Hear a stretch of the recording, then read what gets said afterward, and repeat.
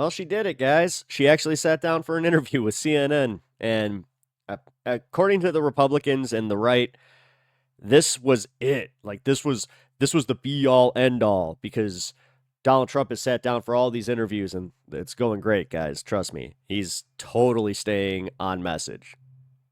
But after seeing the reactions to the interview because it was kind of difficult to see the interview outside of just watching it on TV. They didn't live stream it, so um yeah, I only caught, bits and pieces of I want to say maybe the first half and then second break and then I finally just called it cuz I was like, "You know what? I want to live react to most of this stuff." I was gonna live react to most of the stuff until I saw it wasn't on stream, so that was kind of unfortunate. Which you would think, for how CNN has also been pushing the narrative that this was so important and this was such a big deal, like to the point where they had to hide it from the internet. They wouldn't simulcast it because this was such a big get. Well, I'm looking at the numbers right now. They've only got 1 million views on the first part. You go to the second part and you have 500,000 and then the third part or 900,000 and then the third part 500,000. So people got progressively less and less interested, and honestly, I think that it's not from what Kamala had to say, it was the questions being asked. And I'm not trying to just be like, "Oh, this was unfair, blah blah blah." Like I'm really not trying to play that. I'm trying to be as objective as I can be. Because obviously, like, yeah, I'm biased. I hate Donald Trump, but I can admit when it's like things aren't going well for other people. But this has nothing to do with that. The interview, from the bits and pieces that I saw, were it like Dana Bash was coming at it in super bad faith, and I'm not just saying that. Like, you can tell that she had a narrative that she was trying to push with it because none of the questions were flattering at all. And like the way that they ask questions to Donald Trump, they're literally talking to him like it's a kid at his birthday party. Meanwhile, for Kamala, she's put on the spot instantly. Instantly they start hammering her, and I think that that is a little bit of like the saltiness from the mainstream media not getting the attention from her, which if she was a like a better I don't want to say a better speaker, but if she was like had a better message, she would just call out the media the same way Donald Trump was, except not calling them fake news, just calling out the blatant biases in the media. Call out what happened with Biden and the debate, and then just be like, "Hey, you guys were not fair. You guys have not been coming at this in good faith. You guys have not been giving equal coverage. So in my why in my right mind would I give you the time of day?" That's how I kind of see it. And if she had just said it or even put it on Twitter, that would kind of make more sense. But I get it. It's a very fine game she has to play, specifically with, the what do you call them? Like the older independent voter, the elusive undecided. So, I hate the fact that those guys hold pretty much all the power in these elections lately, where it's the undecided voter and the swing state, which again makes up of an undecided electorate because most of these people, flip flop. But I'm not going to call that out. I think that that's okay. You move it. There's ebbs and flows, and you move with whoever you see will be better for you. And most people really are single issue voters, and they usually vote on the issue of the economy. However, they have been burying the abortion issue just as much as they possibly can. They do not want that to be a swing issue in this election, which, sorry guys, if 2022 has anything to say about that. Well, let's take a look at this interview because, yeah, I kind of wanted to live react to it, so why not? Madam Vice President, Governor Walz, thank you so much for sitting down with me and bringing the bus. The bus tour is well underway here in Georgia. You have less time to make your case to voters than any candidate in modern American history.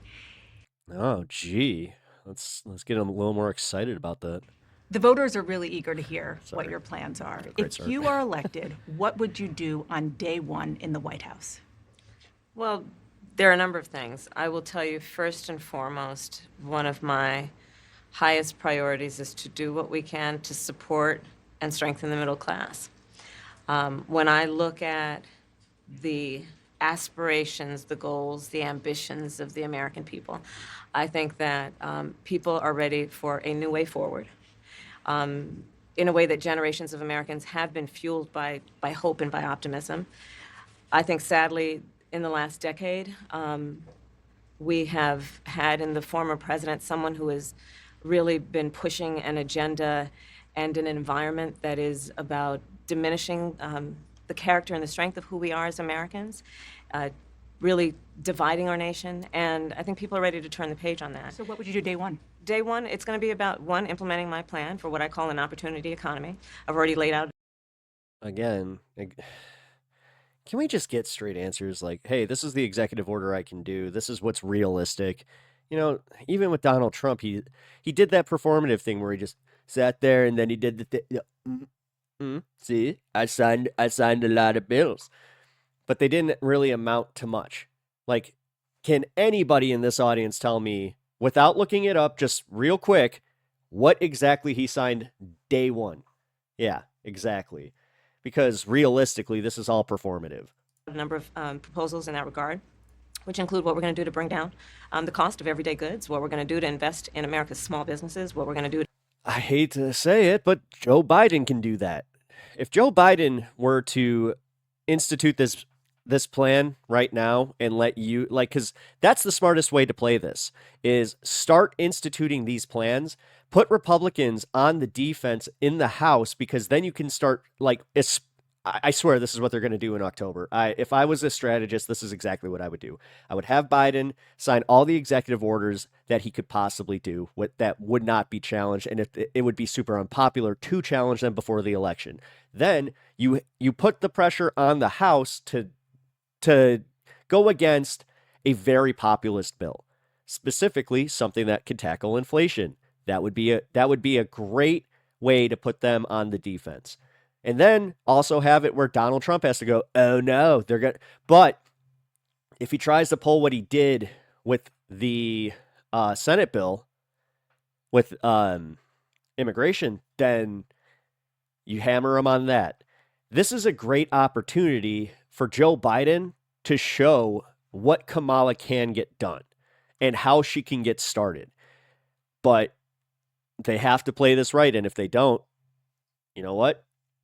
I'm not saying they deserve to lose, but To invest in families, for example, extending the child tax credit to $6,000 for families for the first year of their child's life to help them buy a car seat, you can't do that through executive order. to help them buy baby clothes, a crib. You also can't raise the minimum wage through executive order. You can't. Listen, I understand that her campaign is trying to be like, well, we need to get Democrats in office. Well, you also need to be honest with us and tell us what, because again, Americans are dumb. We are. When it comes to this kind of stuff, like day one stuff, like what are you going to do the first day you're in office? Because we really do think of presidents like dictators, where we're just like, oh, you're the boss now. God, we really. There's the work that we're going to do that is about investing That's why everybody's not bothered by Donald Trump and the dictatorship. Like, it's because they already think we have that. They're like, oh, our president is a king. in the American family around affordable housing, a big issue in our country right now. So there are a number of things on day one. What about you? Well, I'm excited about this agenda too. As I said, the idea Well, again, if you can show that you guys were pressuring the Fed to lower interest rates, that would also help. of inspiring America to what can be, and I think many of these things that the vice president's proposing are things that we share in values. And the child tax credit is one we know that reduces childhood poverty by a third. We did it in Minnesota to have a federal partner in this. Unbelievable, I think, in the impact that we can make. You talked about, you call it the opportunity economy. You are well aware that right now many Americans are struggling. There's a crisis of affordability. One of your campaign themes is we're not going back. But I wonder what you say to voters who do want to go back when it comes to the economy specifically, because their groceries were less expensive, housing was more affordable when Donald Trump was president. Yes, there was something called global inflation after a global pandemic. You guys are playing into the narrative that this was somehow a U.S. created problem that is still being propagated by the current administration, instead of giving them the credit for bringing inflation down to the lowest that it is in the world right now. Instead of, we have like the most booming economy that, as far as jobs, as far as the stock market, those barometers you would totally be giving Donald Trump and being like, good economy, look, stock market, S&P, good, good, good. But again, you're sitting here micromanaging all the little things like bread, cost of bacon, all these little things, again, without being honest about them. Also not bringing up the fact that she already said that she wanted to hold these corporations to the fire, but I hate to say it, she's already kind of abandoning that position because of the stupid pressure that she's getting from center networks like you. Well, let's start with the fact that when Joe Biden and I came in office, CNN. Everybody blamed Facebook for the downfall of 2016. CNN is just going to be the contributor to the downfall of civilization in America. During the height of a pandemic, we saw ridiculous. over 10 million jobs were lost. People, I mean, literally, we were all tracking the numbers. Hundreds of people a day were dying because of COVID. The economy had crashed. In large part, all of that because of mismanagement by Donald Trump of that crisis. When we came in, our highest priority was to do what we could to rescue. Nope, there wasn't a pandemic. What are you talking about? That didn't happen. He didn't mismanage a pandemic. And then we can also play the game of there was a pandemic. The Kung flu totally, it kicked me in the face. You can't expect me to do my best when I was kicked in the face by the Kung flu. Rescue America, and today was we funny know they called that it we that, by have the way. inflation at under 3%. A lot of our policies have led to the reality that America recovered faster than any wealthy nation around the world. Yeah. But you are right. Prices, in particular for groceries, are still too high. The American people know it, I know it. Okay, so start drafting bills. Use these last 2 months to start drafting a crap ton of bills. So when they go back into session, they are put on blast. Let's play the game. Which is why my agenda includes what we need to do to bring down the price of groceries. For example, dealing with an issue like price gouging. What we need to do That one, yeah. Okay, good. She did bring it up. to extend the child tax credit to help young families be able to take care of their children in their most formative years. How about just a tax credit? How about an American tax credit? How about you give me a tax credit? How come it's... You're just as bad as J.D. Vance with the childless cat ladies. You're punishing us. What we need to do to bring down the cost of housing. My proposal includes what would be a tax credit of $25,000 for first-time home. I keep saying $2,500 because I still can't believe. I'm like $25,000, guys. Legit, that is half of a down payment in this economy. That is half of a down payment. So, Buyers, although she's not mentioning how that would get taxed. so they can just have enough to put a down payment on a home, which is part of the American dream and their aspiration, but do it in a way that allows them to actually get on the path to achieving that goal and that dream. So you have been vice president for 3.5 years. Yeah. The steps that you're talking about now, why haven't you done them already? Because she's not the president. Because she doesn't have that much power. Because she can't unilaterally get Congress to fucking agree to any of this. Joe Biden couldn't even do it. Hell, the few executive actions he took, the Supreme Court has decided to go, nah, you don't get to do those. Well, first of all, we had to Start playing the game. Call them out on their bullshit. I'm so sick of you guys doing this and pussyfooting around. recover as an economy, and we have done that. I'm very proud of the work that we have done that has brought inflation down to less This is where they go low, we go high bullshit. Come on, I thought we were over that this time. than 3%. The work that we have done to cap the cost of insulin at $35 a month for seniors. Donald Trump said he was And again, not just seniors. You need to start really just saying this shit. Prescription drugs are lower across the board. That's just a fact. going to do a number of things, including allowing Medicare to But I get it. Seniors, your strongest voting blocker, the one that you need to somehow maintain. negotiate drug prices. Never happened. This might be their last one after all. We did it.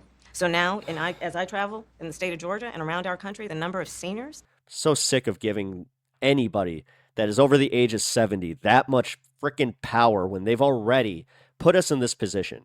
as a 30-something-year-old, it is ridiculous that we somehow get the blame for the economy. We get crapped on all the time, but they're the ones who put us in this position. And these assholes were the ones buying houses for like a couple $1,000s. Cars only cost a couple $100 back in the 60s to 70s. It's unreal how they just can look at this stuff, blame us for it, and then be like, oh, the prices are just Ugh. That have benefited. I was in Nevada. On top of it, then they're like, yeah, gay people and trans people don't deserve rights. I cannot wait for that generation just to be gone. Sorry. I love my mother. I love my father. I really do. But it's just that mentality needs to just go away. And it's literally going to die with that generation. Recently, a grandmother who showed me her receipts. And before we capped the cost of insulin for seniors at $35 a month, she was paying hundreds of dollars, up to thousands of dollars a month for her insulin. She's not doing that You anymore. maintain Bidenomics is a success. I maintain that when we do the work of bringing down You're the one who called it Bidenomics. Notice how she didn't label it that. God, Dana Passion CNN. Like, again, if MAGA's sitting here going, fake news, dude, they're doing half the job for you. prescription medication for the American people, including capping the cost of the annual cost of prescription medication for seniors at $2,000. When we do what we did in the first year of being in office to extend the child tax credit so that we cut child poverty in America by over 50%, when we do what we have done to invest in the American people and bringing manufacturing back to the United States so that we created over 800,000 new manufacturing jobs, bringing business back to America, what we have done to improve the supply chain so we're not... This doesn't track with your average American, specifically the middle class. The middle class, all they have on their mind is the cost of goods and why they're still too high. I understand you want to go after the corporations, but they're already beating you to the punch with their narrative, and somehow they're winning. So do better. relying on foreign governments to supply American families with their basic needs, I'll say that that's good work. There's more to do, but that's good work. I want to get some clarity on where you stand on some key policy issues. I mean, that's a good way of putting it, but honestly, if you were better at marketing, you'd be like, we just got started. This is just getting started. So when you say it, like, you could be like, well, there's more to come or something. Energy is a big one. When you were in Congress, you supported the Green New Deal. And in 2019, you said, quote, there is no question I'm in favor of banning Does anybody have more of a hateable face than Dana Bash? fracking. Fracking, as you know, is a pretty big issue, particularly in your must-win state of Pennsylvania. Oh, you know what? Chris Cuomo. Chris Cuomo has a much more hateable face. Do you still want to ban fracking?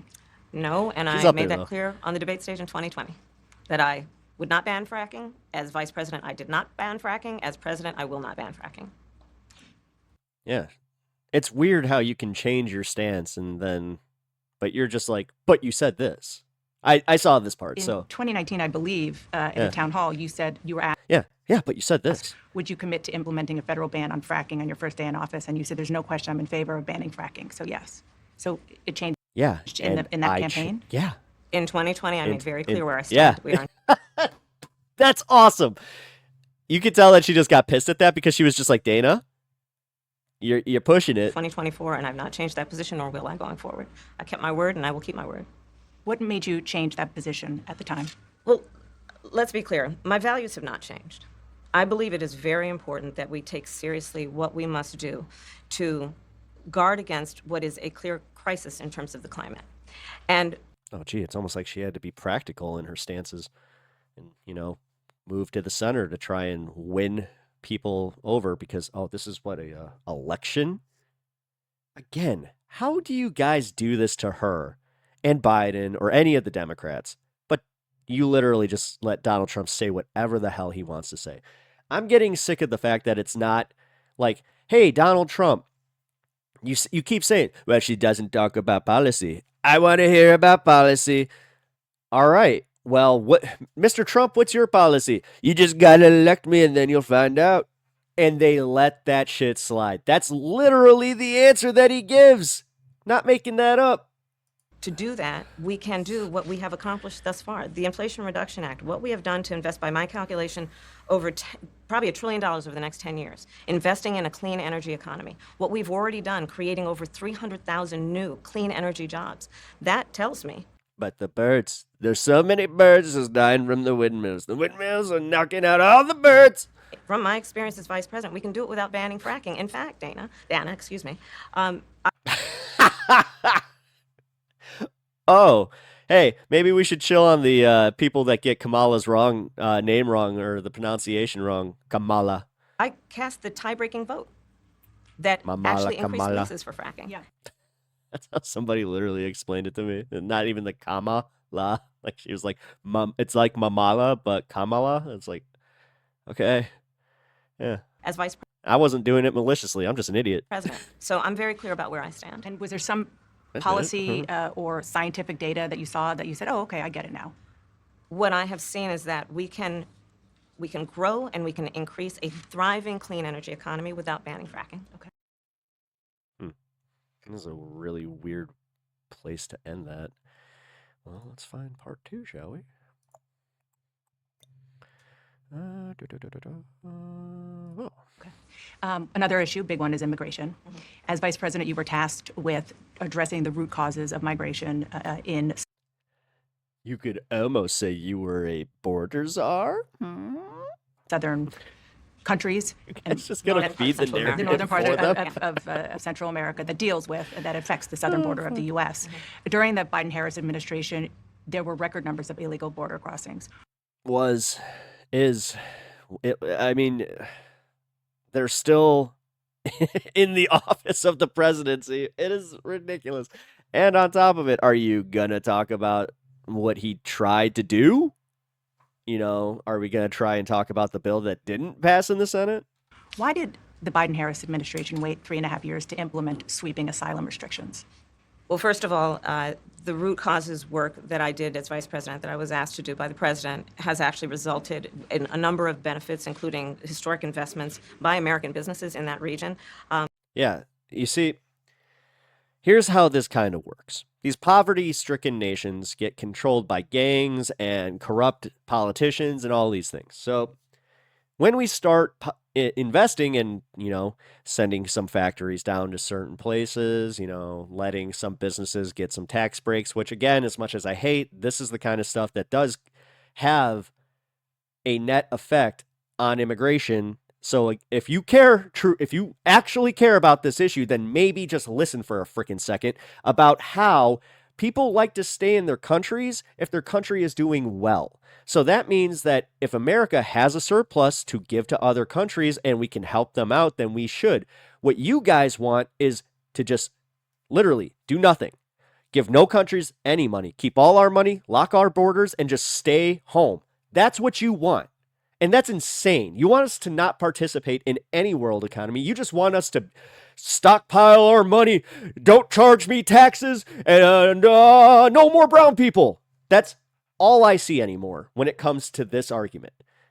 The number of immigrants coming from that region has actually reduced since we began that work. But Yeah, weird. There was just a story about how Greg Abbott tried to do this performative thing to bust migrants to New York and Chicago. Huh, weird. There were no migrants to bust. will say this, that Joe Biden and I and our administration worked with members of the United States Congress on an immigration. Also, I've always been sick of this argument. Like, Alamo 2.0 is coming. Oh, get to Texas. Issue that is very significant to the American people and to our security, which is the border. And through bipartisan work, including some of the most conservative members of the United States. The only reason she even has to talk about this is because some conservative weirdos are obsessed with this idea of, like, people just flooding the border and then they took our jobs. Like, dude, seriously, this has been the thing for so many years. I mean, this is why it's the South Park meme. States Congress. A bill was crafted, which we supported, which I support. And Donald Trump got word of this bill that would have contributed to securing our border. And because he believes that it would not have helped It's a wedge him issue. politically, he told his folks in Congress. This is where they really need to hammer this crap home, especially with the smaller elections. with the Senate elections in Congress, or in the House. Because honestly, man, that alone should lose them the support. Congress, don't put it forward. He killed the bill. A border security bill. Because also, think about it. Say the left wins, and they do the narrative thing. Well, there's nothing, and Trump wins. There's nothing that I can do. The House, the Democrats are just they're not letting anything happen. He did that the first time, but again, he had 2 years unchallenged where he had the House and the Senate. All they got was tax cuts for billionaires and deregulation, which legit made my ass. I can't go there, actually. I can just say that I got sick, but I got sick from deregulation, so. That would have put 1,500 more agents on the border. And let me tell you something. The Border Patrol endorsed the bill. And I'm sure in large part because they knew they were working around the clock. And 1,500 more agents would help them. That bill would have allowed us to increase seizures of fentanyl. Ask any community in America that has been devastated by fentanyl what passing that bill would have done to address their concern and a pain that they've experienced. So you would push that legislation again. I just want to Not ask only about push it, I will make sure that it comes to my desk and I would sign it. just one other question. How? I mean, great. So you can magically just make every House candidate win, every Senate candidate win? Come on, man. Question about And Dana, you got to do better. Or Dana, you got to do better. something that you said in 2019 when you first ran. There was a debate. You raised your hand when asked whether or not the border should be decriminalized. Do you still believe that? I believe there should be consequences. We have laws that have to be followed and enforced that address and deal with people who cross our border illegally, and there should be consequences. And let's be clear, in this race, I'm the only person who has prosecuted transnational criminal organizations who traffic in guns, drugs, and human beings. I'm the only person in this race who actually served a border state as Attorney General to enforce our laws, and I would enforce our laws as president going forward. I recognize the problem. Generally speaking, how should voters look at some of the changes that walking you've their dog. made, that you've explained some of here in your policy? Is it because you have more experience now and you've learned more about the information? Is it because you were running for president in a Democratic primary? And should they feel comfortable and confident that what you're saying now is going to be your policy moving forward? Dana, I think the most important and most significant aspect of my policy perspective and decisions is my values have not changed. You mentioned the Green. Okay. Like, again, you can hold these values and still not have to institute them knowing exactly how you have to play the bipartisan game. Like, I would tackle this with the Republicans where you just start hammering them on like, well, they're not bipartisan. Nothing will get done. Obstructionist politics is exactly why we're in this position. New Deal.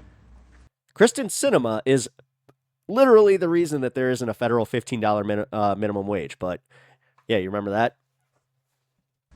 I have always believed, and I have worked on it, that the climate crisis is real, that it is an urgent matter to which we should apply metrics that include holding ourselves to deadlines around time.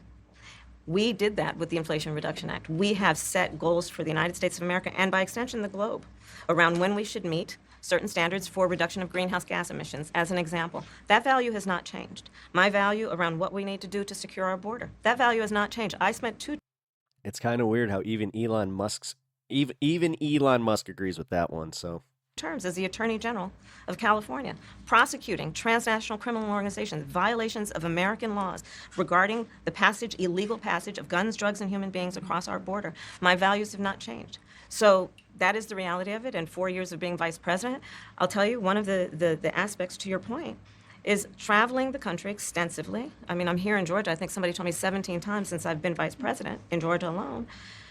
I believe it is important to build consensus. And it is important to find a common place of understanding of where we can actually solve problems. On that note, you had a lot of Republicans yeah, instead of just, reporting on them as this empty thing just because it's an election season, and then you guys forget it at literally November 6th, there will not be a single story about immigration speakers at the until, Tangerine Tyrant goes, oh my gosh, we need to build the wall. convention. Will you appoint a Republican to your cabinet? I'd make them pay for it. Anyone Yes, in I mind? would. No one in particular in mind. We got 68 days to go with this election, so I'm not putting the cart before the horse. But I would. I think see, bipartisanship, weird.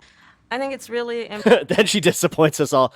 I choose Mitch McConnell. I thank you, Miss Kamala. important. I have spent my career inviting diversity of opinion. I think it's important to have people at the table when some of the most important decisions are being made that have different views, different experiences. And I think it would Yeah, that aren't part of a cult. be to the benefit of the American public to have a member of my cabinet. That's the barometer now. Like, we're trying, I want to ask you about your opponent, Donald Trump. I was a little bit surprised. People might be surprised to hear that you have never interacted with him, met him face to face. That's going to change soon. But what I want to ask you about is what he said last was a month. real He smile. suggested that you happened to turn black recently for political purposes. that's the best reaction you could have. Just that, yeah, he did indeed say that. Questioning a core part of your identity. Yeah. Any? Same old tired playbook. Next question, please. That's it? That's it. Okay. So MSNBC, the whole thing with Joe Rogan and how like they totally clipped him out of context. Well, guess what CNN did with this one? They literally, for the preview of this, they showed a thumbnail that next question, please. Zero context for what the question was. Okay.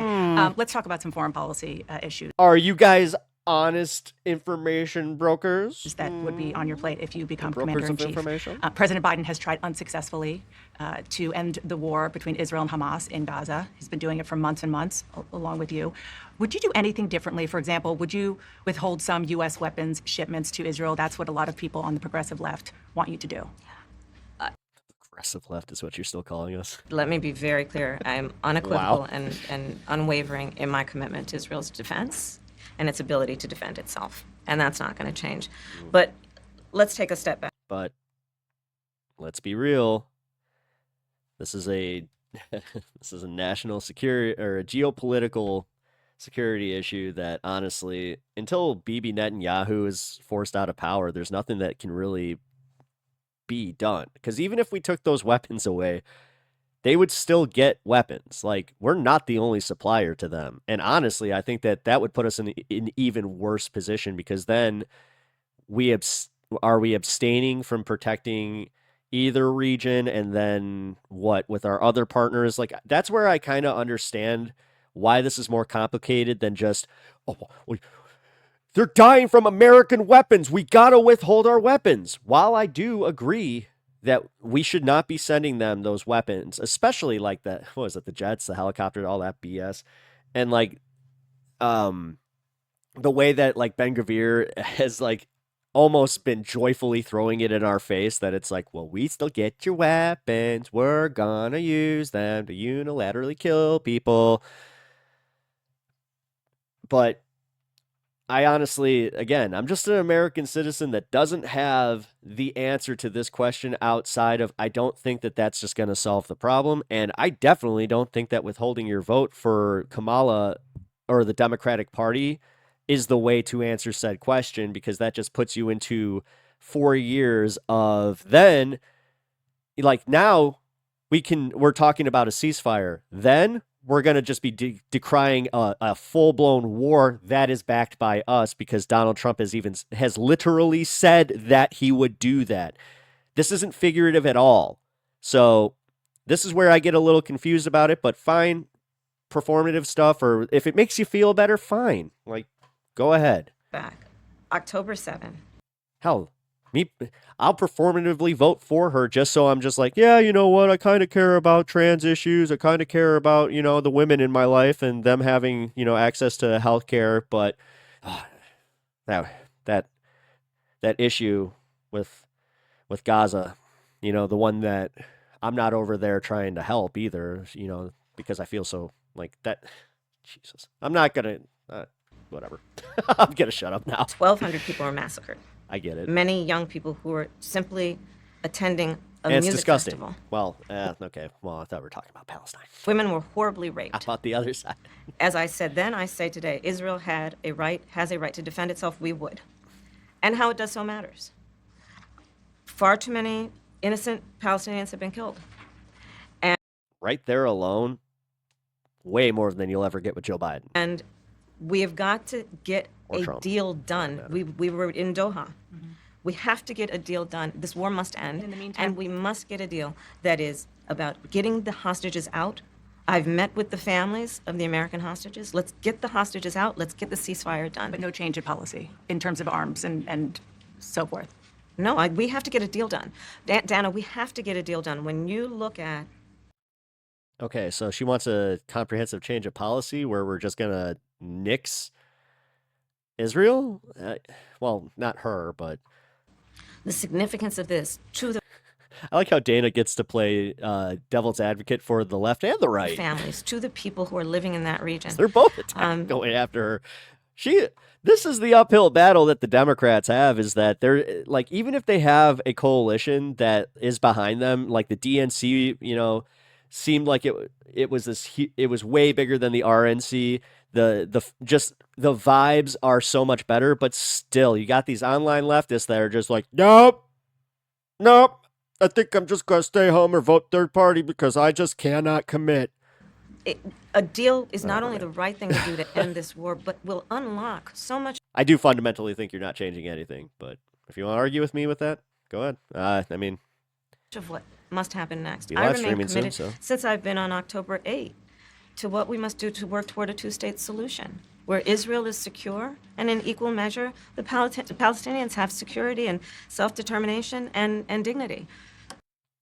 Oh, okay. That didn't really answer much because, again, like, okay, so they self-determination and dignity, two-state solution. So do we expand the West Bank? Like, what do we do here? Because, again, just from my point of view, and when I started learning about this, I was always a little, like, confused how Gaza, like, and you had this large middle portion that, had Tel Aviv, Jerusalem, all that, and then the West Bank. So you had these two territories controlled by people who aren't technically recognized as, their own country. So then you got people invading the West Bank, like, constantly, and I'm talking full on, like, just going into people's houses, like, no, I live here now. And we were just kind of like, well, do they have the right to do, like, no. And this is where, again, the left is, when they learned all about this and they were like, holy crap, these people have just been living in an open air prison for the better part of 100 years almost. Well, not 100 years, but 80 years. Yeah, it's kind of crazy when you think about, like, oh, well, I would like to get more involved in this, which is fine. It's totally fine. And bringing up, like, if you want to talk about it and bring up, if you want to make everybody aware of this, that is 100%, like, totally, yeah, I'm with you. But then they always take that one hard stance, and it always comes down to voting, which I know, weird, we're in an election year, so we talk about the voting aspect of it. And that's where you lose me. I don't think Governor that Walz, it's going to help. The country is just starting to get to know you. I want to ask you a portion, question yeah. about how you've described your service in the National. Sorry, I did not mean to give a full-blown rant on the Palestinian conflict, but I kind of just do want my stances to be known. Yeah, like, a lot of people have been calling me wishy-washy with it, blah, blah, blah, not full support. Number one, I know that I haven't really delved too deep into this, but I came out of a Christian school system, and we knew all about this. Trust me, we were gearing up for the Battle of Armageddon. Like, we were kind of like, oh, let's go. Like the true Zionists. Like, if you want to talk about American Zionism, that's what these guys were. So in 2003, when they started invading the West Bank, I'm not even kidding. They're like, this is it. this is it. And we were all like, oh no. Well, at least, even the Christians in my school that had like leftist sensibilities a little bit were like, hey, maybe, having the end of the world isn't such a great thing. And like, then it's also kind of what got a lot of us out of it, where we're like, are we in a doomsday cult? I think we're in a doomsday cult. I'm going to read up on this and then. Anyway, so I, before anybody jumps in my comment section saying that I am just so uneducated on this subject, no, the thing is, I do check out. Like, and I just full on admit that. Where, what am I going to do? Like, what is me sitting here giving my, shortening my life and, like, pushing myself towards having a stroke because I can't control what's happening there, but I have this idea that I can, and it's the vote. That's the only thing I have, right? Because that's what I'm seeing. Like, everybody, it's this sense of powerlessness that everybody's wrestling with, so they don't know how to get around it outside of just then calling everybody else out who doesn't full on agree with their stance on it. Like, again, just not even a ceasefire. We're talking 100% just get, like, no. Like, yeah, we want a ceasefire, but if Hamas keeps firing, then you don't fire back on them. That was like, somebody had said that to me, where they're like, well, don't you think they have a right to fight for themselves? And immediately I was just like, you know what? This is where you lose me. Like, this is where you lose me. I'm sorry. I'm not for supporting Islamist terrorists. I'm not. ISIS, all that, and you can say that I've been propaganda brained and all that kind of stuff. No, dude. Like, I have seen extremism from, Muslims. Like, I lived through 9/11, and I'm not exactly the in the truther sphere anymore, where no, I do think that it was just a mix of stupidity. I do think that we were warned about it, but it was also just like, here we go, let's do this, because we needed something. We needed that world conflict, and that was it. But I really don't think that it was as like, well, they knew it was the Twin Towers that was going to get hit. I actually think that the Bush administration thought it was going to be like a military target or something like that, and they were just shit shocked when it was on the homeland. But that's just my opinion on it. Anyway, I think I've gone on too long about that. So, to wrap this up, I'm powerless to do anything. Technically, you are powerless to do anything unless you are flying over there and trying to get in and provide humanitarian aid. Short of that, I don't know what to tell you. Your outrage is totally fair, and I understand it. But also, don't kill yourself over something that you can't control over in America. And then disassociate and not participate in things you can control to make other people's lives objectively better. But again, everybody wants to get this jaded, very, cynical attitude about voting because my vote doesn't even matter. It's all bought and paid for. Okay, well, you seem to value that vote when you talk about voting for the candidate that you disagree with, but then the second you're like, well, why don't you participate? My vote doesn't matter. That's where, yeah, okay. Anyway, back to it. Guard. You said that you carried weapons in war, but you have never deployed actually in a war zone. A camp spoke. Did you? Well, first of all, I'm incredibly proud. I've done 24 years of wearing the uniform of this country. Equally proud of my service in a public school classroom, whether it's Congress or the governor. My record speaks for itself, but I think people are coming to get to know me. I speak like they do. I speak candidly. I wear my emotions on my sleeves, and I speak especially passionately about our children being shot in schools and around guns. So I think people know me. They know who I am. They know where my heart is. And again, my record has been out there for over 40 years to speak for itself. Or you could just say, dude, I misspoke. So. And the idea that you said that you were in war. Yeah. Did you misspeak as the campaign has said? Yeah, see, like, the fact that the media is focusing on that, come on. Like, God, this is the disingenuous shit that I hate it. I can't stand it. Yeah, I said we were talking about, in this case, this was after a school shooting, the ideas of carrying these weapons of war. And my wife, the English teacher, told me my grammar is not always correct. But again, if it's not this, it's an attack on my children for showing love for me, or it's an attack on my dog. I'm not going to do that. And the one thing I'll never do is I'll never demean another member's service in any way. I never have, and I never will. I just one other question, because again, this is all new. Yeah. I mean, this was not, however many days ago, this was not on either of your bingo cards, especially yours. You had to clarify that you had said that you and your wife used IVF, but it turned out you used a different kind. Man, they really are. They're just they're gunning for all like the Republican talking points that they've been pushing out. This is what the hell? This is totally different than 2020. They're just doing Fox News's job for them. I think that the new owner of CNN is just watching Fox News is like, we need you to go do this because they're still getting better ratings and people trust them more somehow, and we need right wingers. Fertility in order to have children. And then when you ran for Congress in 2006, your campaign repeatedly made false statements about a 1995 arrest for drunk and reckless driving. What do you say to voters who aren't sure whether they can take you at your word? Well, I've been very public. I think they can. He's such a liar, guys. Don't trust a word this guy says.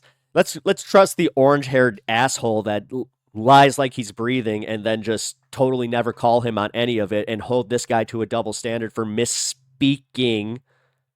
See my students come out, former folks I've served with, and they vouch for me. I certainly own my mistakes when I make them.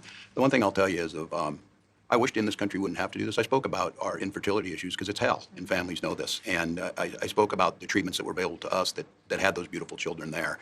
That's quite a contrast in folks that are He's too nice. Honestly, I'd just be like, half the people that are pissed off about this don't know the difference. trying to take Hell, half of them didn't know what IUI was. Guarantee it. those rights away from us. And so I think people know who I am. They know that record. They've seen that. I've taught thousands of students. I've been out there. And I won't apologize for speaking passionately, whether it's guns in schools or protecting of reproductive rights. The contrast could not be clearer between what we're running against. The vice president's position on this has been clear. And I think most Americans get it if you've been through that. I don't think they're cutting hairs on IVF or IUI. I think what they're cutting hairs on is an abortion ban and the ability to be able to deny families the chance to have a beautiful child. Vice President Harris, you were a very staunch defender of President Biden's capacity to. Remember how Fox News and like the Republicans were really worried that this was going to be edited to totally favor her and make her seem like the leftist darling? And yeah. Of another 4 years right after the debate, you insisted that President Biden is extraordinarily strong. Given where we are now, do you have any regrets about what you told the American people? No, not at all.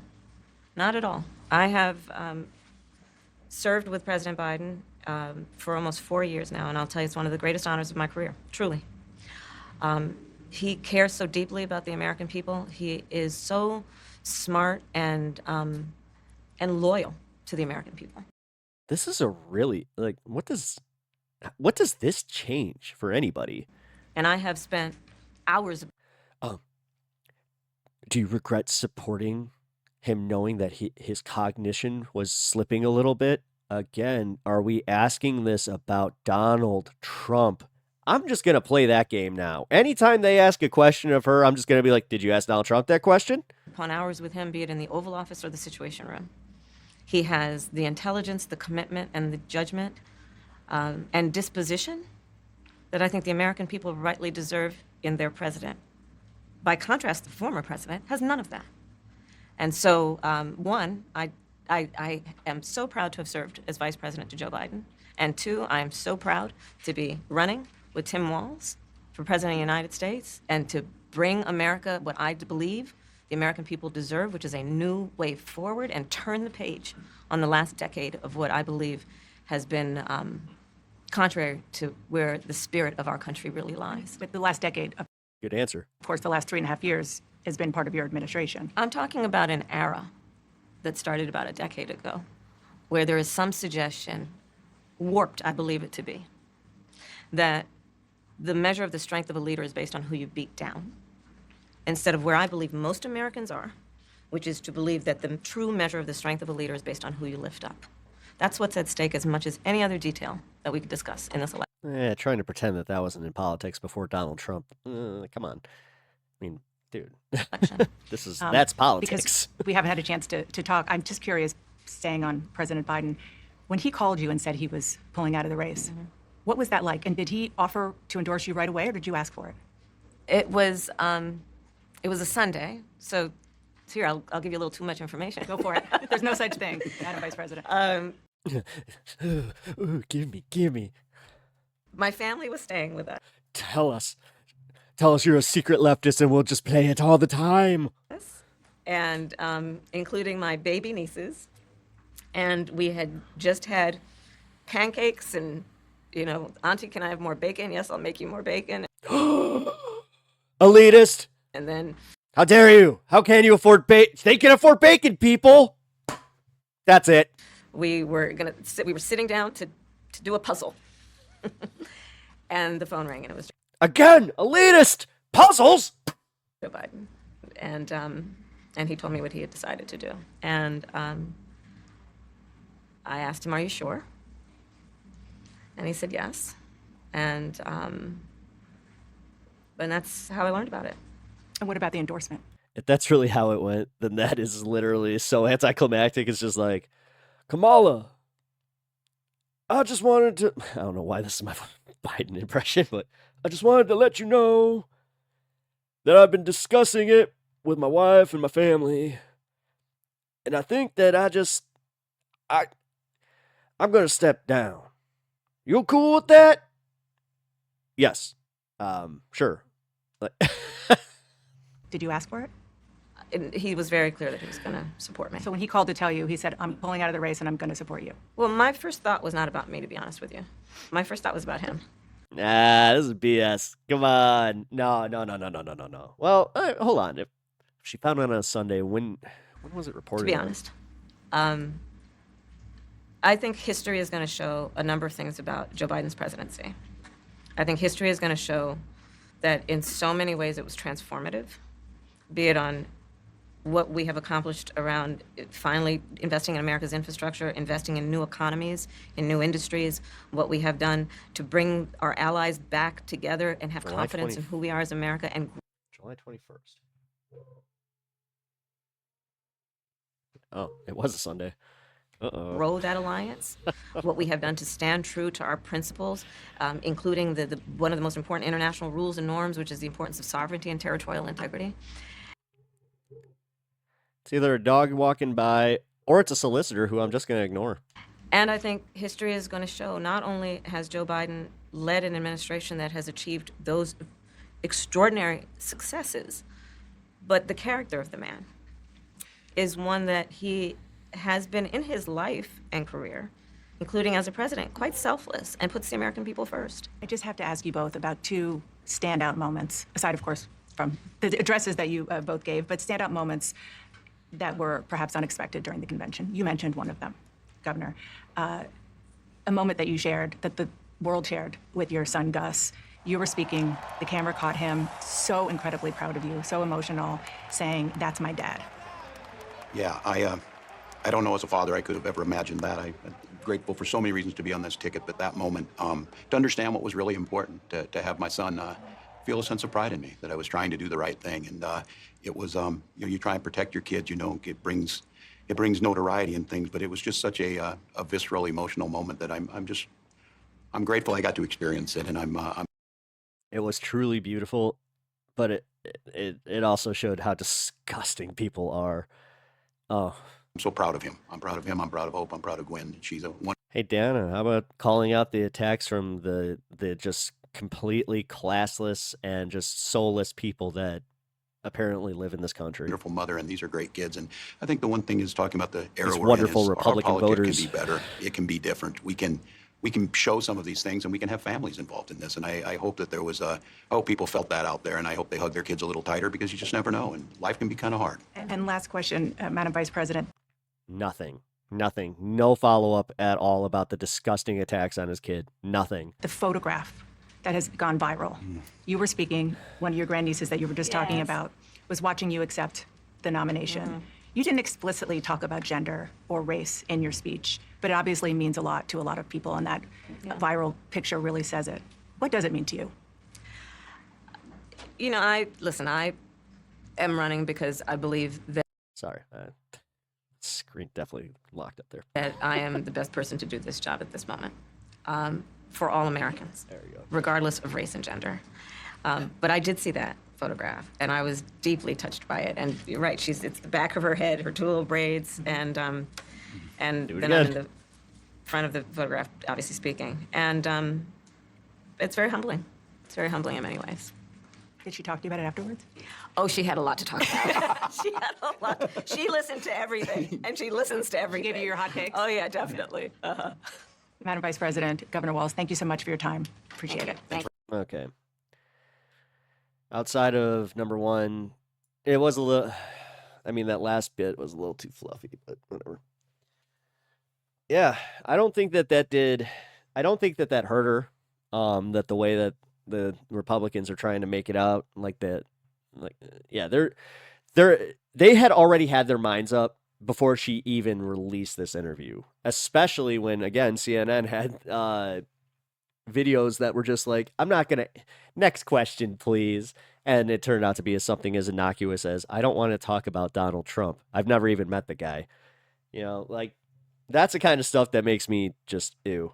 I thought that covering, the situation in Palestine, it's needed. And again, I know that not everybody here is going to be thrilled with me.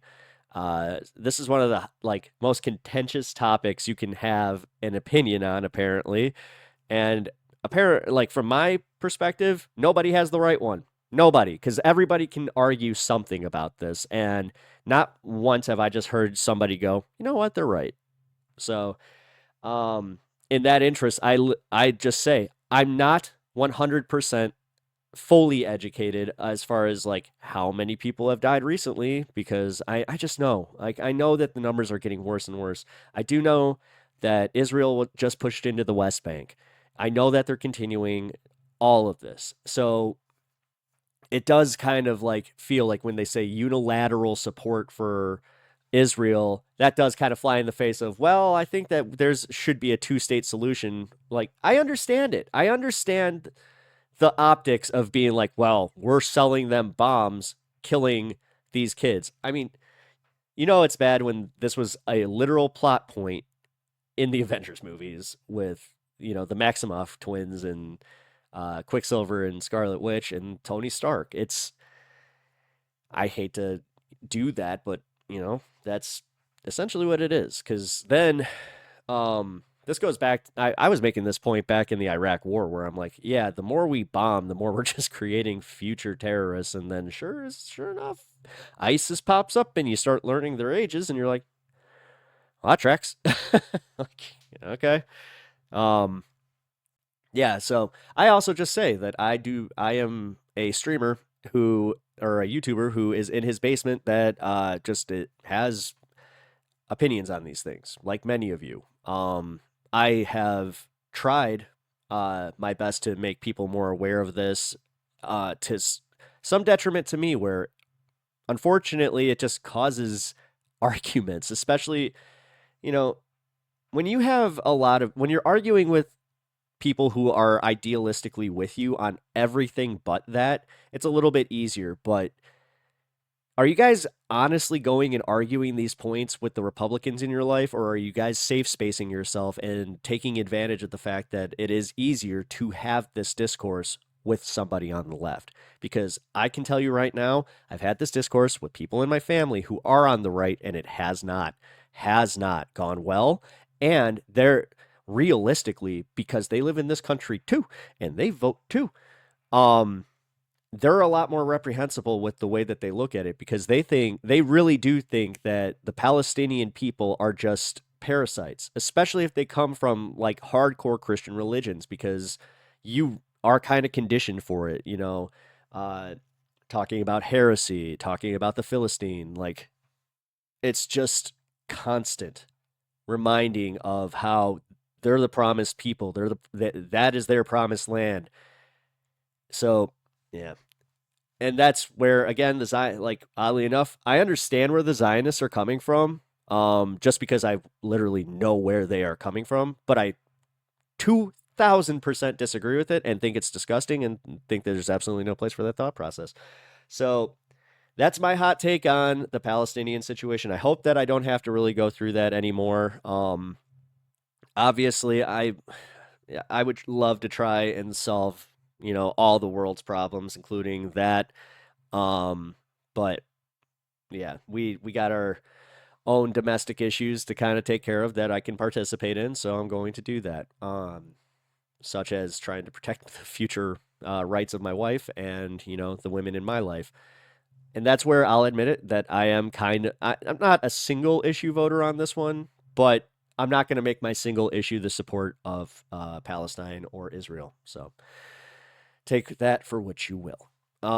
So you know the deal. Leave a like, comment, subscribe. Definitely, leave a comment if you agree or disagree. I would actually like to know your takes on this. So yeah, shoot me that comment, and then subscriptions. Hey man, we're trying to get to 1,000 here. Let's keep it going. Hey everybody, I really appreciate you checking out my content. I just wanted to take this time to remind everybody to check their voter registration to make sure everything is up to date and all good, because Republicans have been trying to purge voter rolls and they've been using signatures and any excuse that they can to get Democrats off their voting rolls. So make sure that you're registered to vote and ready to go in November, and I'll see you in the next one.